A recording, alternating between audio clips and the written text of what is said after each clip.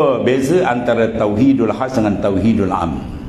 Kalau kita mengaji sifat secara kajian sifat 20, sifat 20 kita mengaji wujud, hidam sampailah kepada kaunuhu mutakalliman. Dia menjurus kepada pembinaan akidah, membina pegangan kalbi kita terhadap Allah Subhanahu Wa Taala, pegangan kita terhadap ketuhanan Allah Subhanahu Wa Taala. Pegang, kita panggil akidah. Ada pun tauhidul khas, dia naik seperingkat. Apa beza dia? Dia bukan sekadar pegang akidah, dia merasai. Itu beza dia. Merasai dia panggil azwaq. Tariquna bil azwaq, kata setengah ulama arifina billah, tariquna bil azwaq la bil awraq.